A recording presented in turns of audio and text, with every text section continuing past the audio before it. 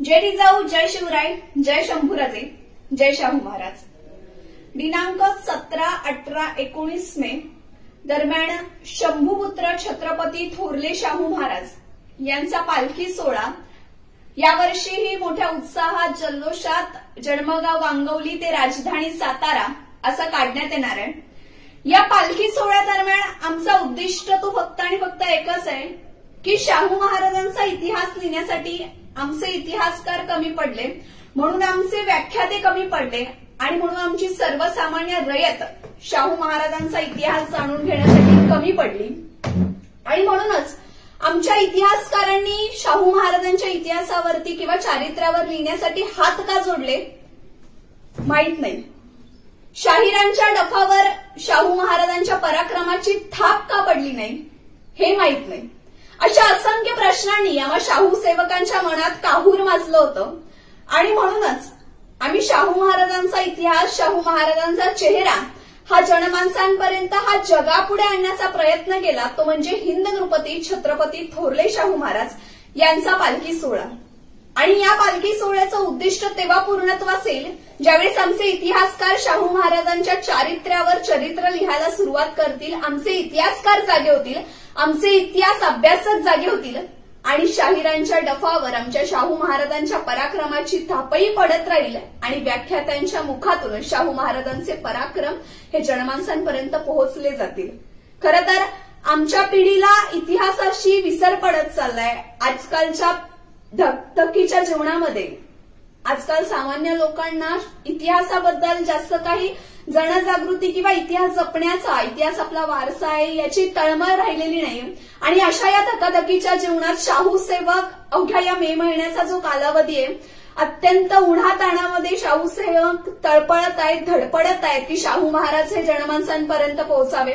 आमची तरुण पिढी इतिहास फक्त आणि फक्त रक्तपातापुरता, रणभूमीपुरता आणि युद्धापुरताच त्यांना इतिहास लागतो, परंतु शिवरायांचं चारित्र्य जर आपण बघितलं तर शिवरायांच्या चारित्र्यामध्ये आपल्याला एक गोष्ट लक्षात येईल की शिवाजी महाराजांचं चारित्र्य आम्हाला सांगतं की प्रत्येक युद्ध हे तलवारीच्या पात्यावर नाही तर काही युद्ध बुद्धीच्या जोरावर सुद्धा जिंकता येतात आणि हाच शिवाजी महाराजांचा आदर्श शाहू महाराजांनी घेतलेला आहे।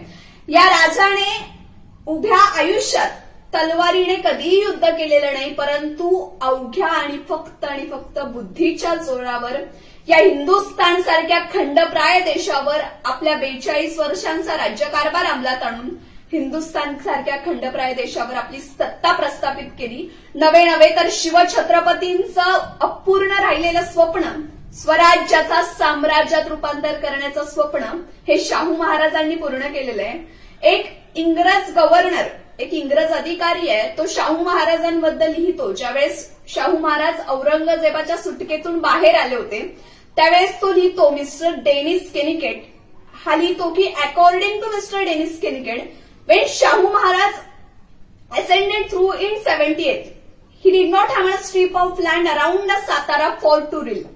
Today, in 1741, the Viceroy of Goa wrote to the court of Portugal, today nearly the whole of Hindustan belongs to great Maratha Shahu Raja.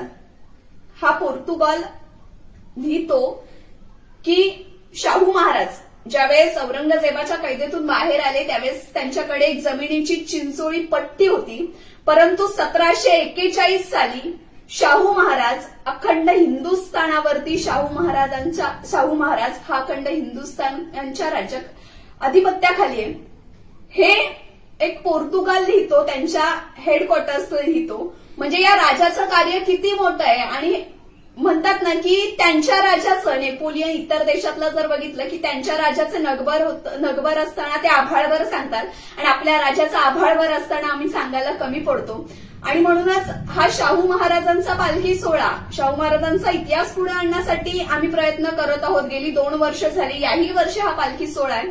तरी मी समस्त शिवशंभू भक्तांना, शाहू भक्तांना आव्हान करेल की या पालखी सोहळ्यासाठी आपण अर्थसहाय्य असेल किंवा पालखी सोहळ्यात उपस्थित राहून या पालखी सोहळ्यात सहाय्य करावे अशी मी विनंती करेल आणि या दिनांक 18 मेला जन्मगाव गांगवलीला तुम्ही नक्कीच उपस्थित राहा।